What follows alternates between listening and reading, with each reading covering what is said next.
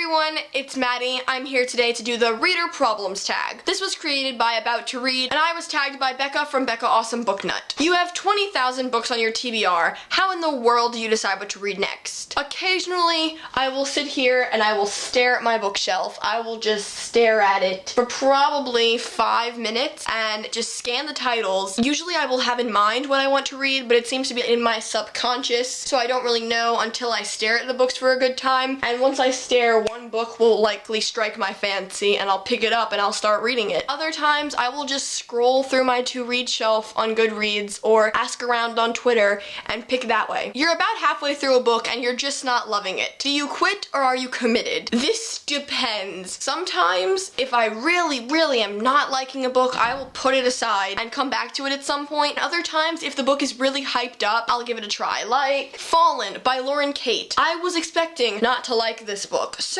I didn't like it for the majority of the book, and then we get to the last 100 or so pages and I devour those last 100 or so pages. There's like 400 pages in this book, so it took me about 300 pages to get into this book. I did not want to give up because I knew it was being made into a movie, and so I pushed myself to finish it. Other times though, if it's just a book I randomly decide to pick up, I'll put it on the side for a rainy day and pick up something I'm feeling right now. The end of the year is coming and you're so close yet so far from your Goodreads reading challenge. Do you try to catch up, and how? If I am falling behind on my reading goal, I tend to try to read lighter books because I can speed through those more so, or just shorter books like Fire and Flood or The Fault in Our Stars, because those are short books that I can devour in a very quick amount of time, except not those books specifically because I've read them and they wouldn't count toward my reading goal on Goodreads. I would pick something else that a lot of people think is very actiony, very quick, or just very lighthearted. The covers of a series you love don't match. How do you cope? I just do. These, they're not covers that don't match, it's just they're a hardcover and 2 paperbacks. Now here, Shatter Me, Ignite Me, and Unravel Me, which are completely out of order, you can't probably see them, they have different covers, and I cope because I just like having books to read them. Sure, the covers are great too, but if the covers don't match, it's not the end of the world. Everyone and their mother loves a book you don't really like. Who do you bond with over your shared feelings? I would likely rant to Gabby about my feelings because we tend to agree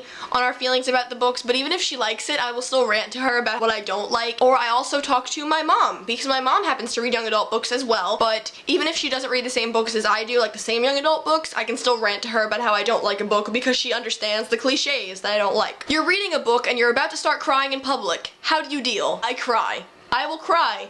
I am not ashamed to cry. I went to go see The Fault in Our Stars with some of my friends. According to Gabby and my friend Erin, I was sobbing the loudest of everyone in the theater. I don't have problems with crying in public. That movie I cried a lot. Also, If I Stay. I think I cried more during The Fault in Our Stars than I did during If I Stay because I think I liked The Fault in Our Stars more than If I Stay. But I also cried during The Giver and Catching Fire and The Hunger.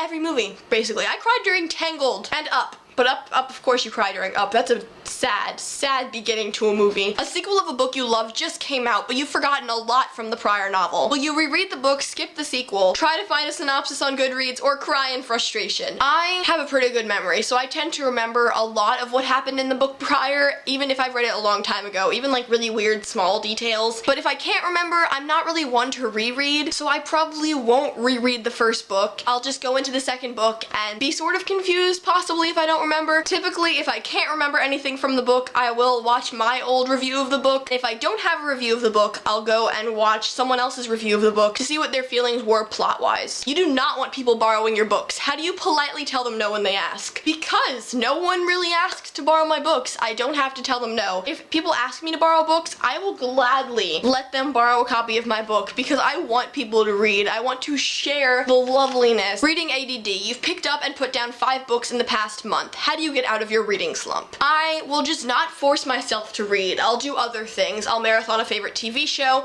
Right now, I'm not really feeling any books, so I've been marathoning Criminal Minds on Netflix. It's a really good show. Go watch it. And if you don't want to, 3 words. Matthew Gray Gubler. Just Just go. I don't usually get in reading slumps that often. It takes a good fast-paced book to get me out of my reading slump. In the summer I was in a reading slump and I read Reboot, and that book got me out of my reading slump immediately. There are so many new books coming out that you're dying to read. How many of them do you actually buy? I do not buy a lot of new books. I tend to only buy the books that I really want. I had to go out and buy Frostbite, that's the second book in the Vampire Academy series, because I desperately wanted to read that, but that's not really a new release. After you've bought the new books that you wanted, how long do they sit on the shelf before you read them? There is no telling how long they will sit on the shelf. The Red Pyramid. The Red Pyramid by Rick Riordan, I bought probably in 5th grade at a book fair. I am currently in 9th grade, so it has been over 4 years of me owning the Red Pyramid, and I don't know when I'm going to get to the Red Pyramid. There are other books higher up on my priority list. It really varies depending on my mood. I might one day suddenly go, I want to read the Red Pyramid. I only want to read the Red Pyramid. Only the Red Pyramid will satisfy this reading thirst. I'm going to tag Cassidy Von Shea, Grace from Loving Dem Books, and Isabel from the Book Diaries to do this tag. I hope you enjoyed this video. If so, give it a thumbs up and subscribe to our channel. I'll see you next time.